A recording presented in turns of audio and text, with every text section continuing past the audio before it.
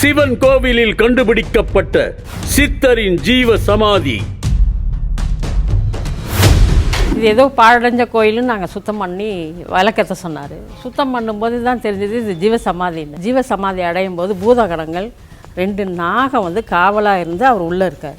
ஜீவ சமாதிகளின் பின்னணியில் சொல்லப்படும் ஆச்சரிய நிகழ்வுகள். மர்மம். சென்னை சித்தாலப்பாக்கம் அருகே அமைந்திருக்கிறது பொன்மார். இந்த ஊரில்தான் 2000 ஆண்டுகளுக்கு முன்பு தவம் புரிந்து ஜீவ சமாதி அடைந்ததாக சொல்லப்படும் பொன்மார் சித்தர் பற்றிய தகவல்கள் கிடைக்கின்றன. இங்கிருக்கும் சக்திபுரீஸ்வரர் என்கின்ற பழமையான ஆலயத்தின் ஒரு பகுதியில் பொன்மார் சித்தரின் ஜீவ சமாதி கண்டறியப்பட்டிருக்கிறது. இந்த சத்தியபுரீஸ்வரர் ஆலயம் பாண்டியர் மற்றும் விஜயநகர ஆட்சி காலங்களில் வழிபடப்பட்டு வந்ததாக சொல்லப்படுகிறது.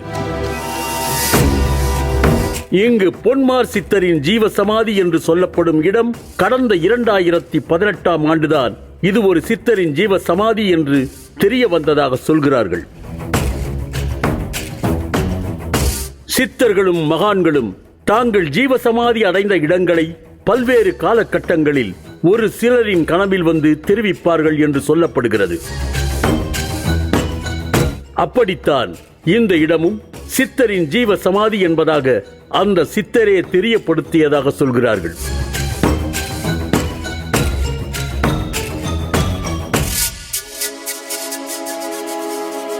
பக்கத்தில் சிவன் கோயில் இருக்குது, எல்லாத்துக்குமே தெரியும். அப்போ இந்த சிவன் கோயிலில் ஒரு ரொம்ப நாட்களாக கும்பாபிஷேகம் ஆகாமல் இருந்தது.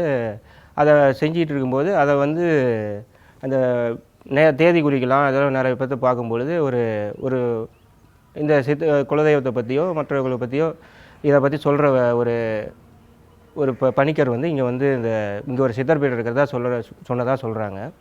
அதுக்கப்புறம் தான் இங்கே 6 ஆண்டுகளுக்கு முன்னாடி இந்த சித்தர் பீடத்தை கண்டுபிடிச்சி உள்ளே புதர் மண்டி இருக்குது. உள்ளே போகும்பொழுது பார்த்திங்கன்னா பாம்பு புத்து கிட்டத்தட்ட ஒரு வெள்ளை நாகம் ஒன்று உள்ளது தான் சொல்கிறாங்க.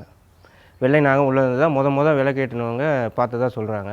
சித்தரின் பெயர் மற்றும் பின்னணிகள் தெரியாத நிலையில் அவரை இந்த ஊரின் பெயரையே வைத்து பொன்மார் சித்தர் என்று அழைக்கிறார்கள். சித்தரை அமானுஷ்ய வடிவில் பலர் இங்கே பார்த்திருப்பதாக சொல்லப்படுகிறது. வெள்ளை உருவத்தில் கோவிலை வலம் வருவது போலவும் இங்கிருக்கும் தாமரை குளத்தில் சித்தர் நீராடுவதையும் பார்த்திருப்பதாக சொல்கிறார்கள். இங்கே பார்த்தீங்கன்னா சித்தர் பார்த்தீங்கன்னா இங்கே நடமாடிட்டு இருக்கிறதா நிறைய பேர் பார்த்துருக்காங்க. நானும் சில டைமில் அதை உணர்ந்திருக்கேன். வெள்ளை உருவத்தில் இங்கே உள்ள இந்த கோயிலை சுற்றி வரதாகவும் குளத்தில் குளிக்கிற சத்தமும் கேட்கும். ஏன்னா இங்கே தான் நான் தங்கிட்டு இருக்கேன் சித்தர் பீடத்தில். அதனால் நிறையா அமானுஷ சக்திகள்லாம் இங்கே உறவாடுறதை நான் உணர்ந்துட்டு நான் பாட்டுக்கு ஒரு சில டைமில் பயமும் இருக்கும். இருந்தாலும் நான் பாட்டுக்கு அமைதியாக படுத்திருப்பேன்.